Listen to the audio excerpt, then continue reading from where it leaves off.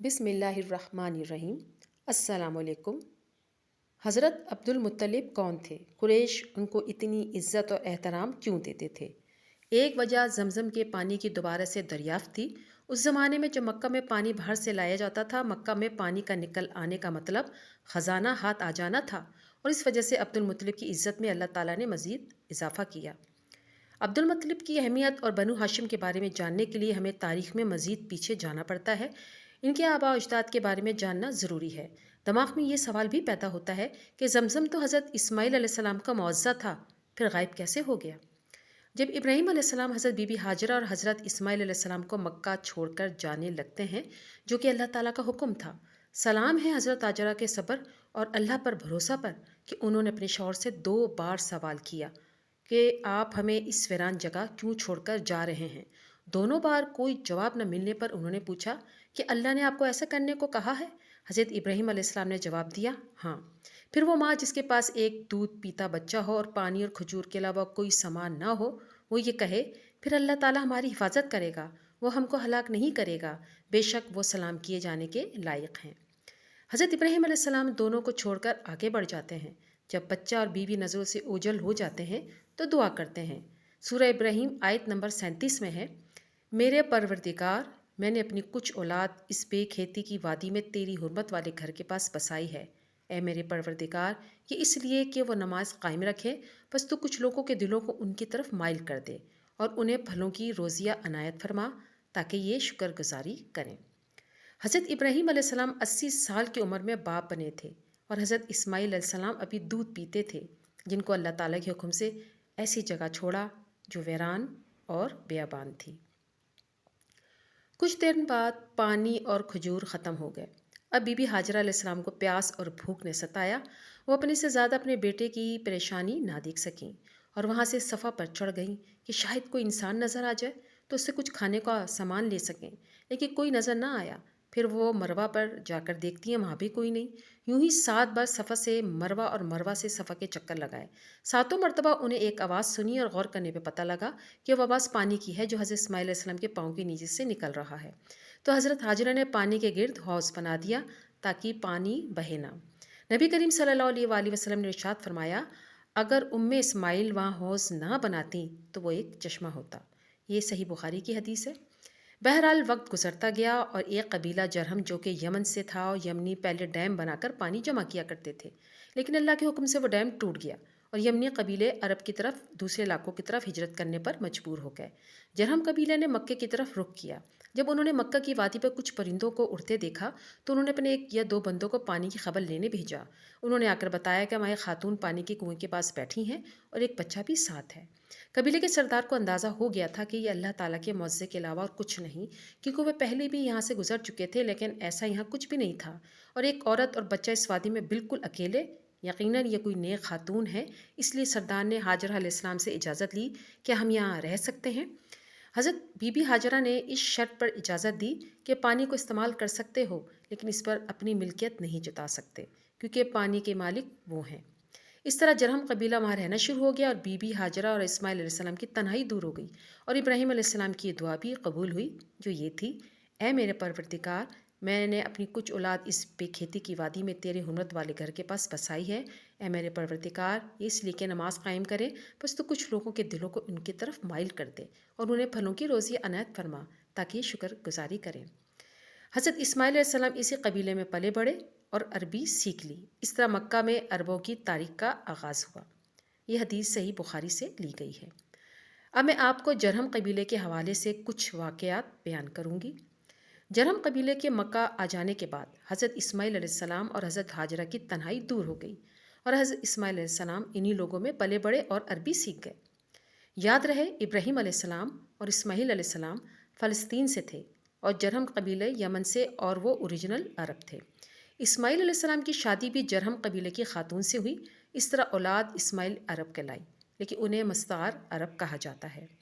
اپنی بیوی بچوں کو مکہ چھوڑ جانے کے بعد اب کتنے عرصے بعد ان سے ملنے آئے، اس کے بارے میں ٹھیک معلومات نہیں۔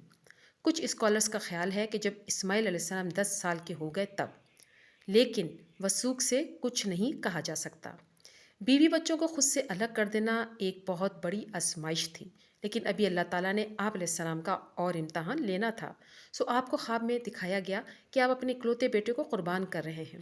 بس ابراہیم علیہ السلام نے اپنے لخت جگر سے اپنے خواب کا ذکر کیا، اور وہ اس نیک فرزند نے بغیر کوئی سوال کیے اپنے باپ سے کہا، آپ اللہ تعالیٰ کے حکم کی تعمیل کیجیے، جس کا ذکر اللہ تعالیٰ نے سورہ صفات کی آیت نمبر 102 میں کچھ یوں کیا ہے۔ پھر جب وہ بچہ اتنی عمر کو پہنچا کہ اس کے ساتھ چلے پھرے تو اس ابراہیم علیہ السلام نے کہا کہ میرے پیارے بچے، میں خواب میں اپنے آپ کو تجھے ذبح کرتے ہوئے دیکھ رہا ہوں، اب تو بتا تیری کیا رائے ہے؟ بیٹے نے جواب دیا کہ ابا، جو حکم ہوا ہے اسے بجا لائیے، انشاءاللہ آپ مجھے صبر کرنے والوں میں پائیں گے۔ حضرت ابراہیم علیہ السلام کو اللہ تعالیٰ نے اپنا خلیل چنا ہے۔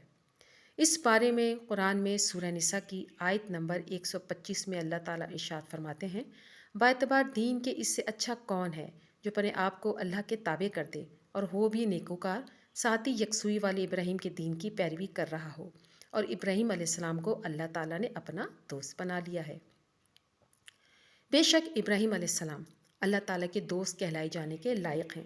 اللہ تعالیٰ نے آپ کا ذکر خیر قیامت تک کے لیے ہر ایمان والے پر فرض کر دیا ہے۔ ہم ہر روز نماز میں درود ابراہیمی پڑھتے ہیں اور اس طرح دن میں کئی مرتبہ آپ پر اور آپ کی آل پر سلامتی اور درود بھیجتے ہیں۔ حضرت ابراہیم علیہ السلام وقتاً فوقتاً مکہ کا چکر لگاتے رہتے اور کچھ دن رہنے کے بعد واپس فلسطین آ جاتے ہیں۔ پھر اللہ تعالیٰ نے آپ کو خانہ کعبہ کو تعمیر کرنے کا حکم دیا، جو کہ بالکل اسی جگہ موجود ہے جہاں آپ نے کھڑے ہو کر اپنی بیوی اور بچی کے لیے دعا کی تھی۔ یاد رہے کہ خانہ کعبہ حضرت آدم علیہ السلام کے زمانے سے موجود ہے اور آندھیوں اور بارشوں کی وجہ سے اس کی بنیادیں چھپ گئی تھیں، جس کی نشاندہی ابراہیم علیہ السلام کو کروائی گئی۔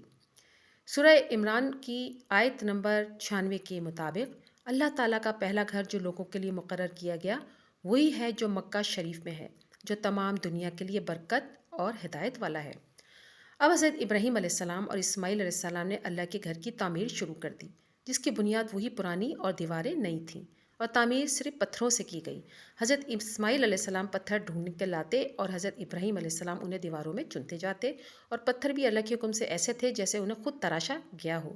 جب دیواریں اونچی ہو گئی تو ابراہیم علیہ السلام کا ہاتھ دیوار کے اوپر جانا مشکل ہو گیا، تو اللہ تعالیٰ کے حکم سے آپ علیہ السلام جس پتھر پہ کھڑے تھے وہ خود بخود اوپر چلا جاتا اور پھر نیچے آ جاتا۔ اس طرح سے تعمیر مکمل ہو گئی۔ صرف ایک کونا رہ گیا جس میں ابراہیم علیہ السلام ایسا پتھر لگانا چاہتے تھے جو بالکل کونے پر فٹ آئے۔ اس مقصد کے لیے آپ نے حضرت اسماعیل علیہ السلام کو پتھر ڈھونڈنے کو بھیجا، لیکن اللہ تعالیٰ نے ان کے واپس آنے سے پہلے ہی جنت سے پتھر بھیج دیا، جسے آج ہم حجر اسود کے نام سے جانتے ہیں۔ جب اسماعیل علیہ السلام واپس آئے تو دیکھا تعمیر تو مکمل ہو چکی ہے۔ انہوں نے پوچھا، یہ کہاں سے ملا آپ کو؟ آپ نے جواب دیا، یہ میرے رب نے مجھے جنت سے بھیجا ہے۔ اس وقت کا موضوع یہ بھی ہے کہ آپ جس پتھر پر کھڑے تھے وہ اللہ تعالیٰ کے حکم سے اس قدر نرم ہو گیا کہ آپ کے پاؤں کے نشان وہاں ثبت ہو گئے، جس کو مقام ابراہیم کے نام سے جانا جاتا ہے۔ اس بارے میں سورہ بقرہ کی آیت نمبر 125 میں اللہ تعالیٰ ارشاد فرماتے ہیں، ہم نے بیت اللہ کو لوگوں کے لیے ثواب اور امن و امان کی جگہ بنائی، تو مقام ابراہیم کو جائے نماز مقرر کر لو۔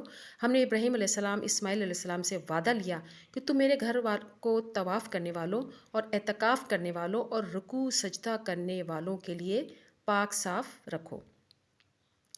جب آپ دونوں خانہ کعبہ کی تعمیر کر رہے تھے تو ساتھ ساتھ دعا بھی کر رہے تھے، جو کہ اللہ تعالیٰ نے سورہ بقرہ کی آیت نمبر 127 میں اس طرح بیان کی، ابراہیم اور اسماعیل کعبہ کے بنیادیں اور دیواریں اٹھاتے جاتے تھے اور کہتے جا رہے تھے کہ اے ہمارے پروردگار، تو ہم سے قبول فرما، تو ہی سننے والا اور جاننے والا ہے۔